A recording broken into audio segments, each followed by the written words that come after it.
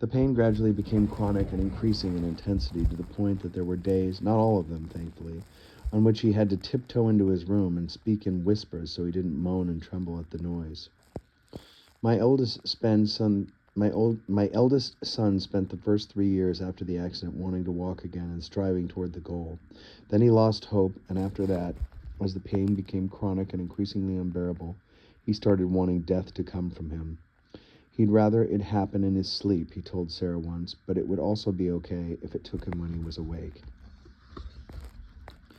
I couldn't have stopped painting even if I'd wanted to, as our medical expenses, even with the health insurance, were significant.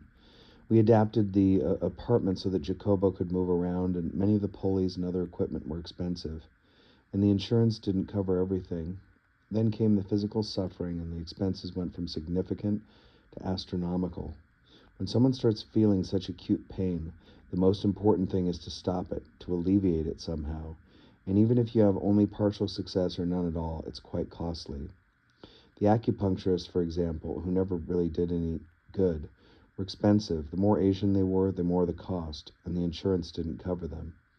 I remember for about a year we paid an acupuncturist from Chinatown $300 for each weekly session, $14,000 to Dr. Su, Dr. Sapato, Jacobo started calling him near the end,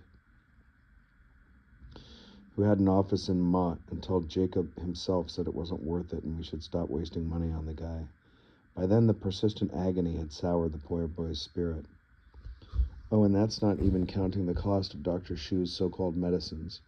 Little black pills about the size of Colombian beans, very bitter, that had to be chewed very slowly so they'd be effective in combination with the needles that poked into Jacobo's scalp and everywhere else, leaving him looking like a penitent porcupine.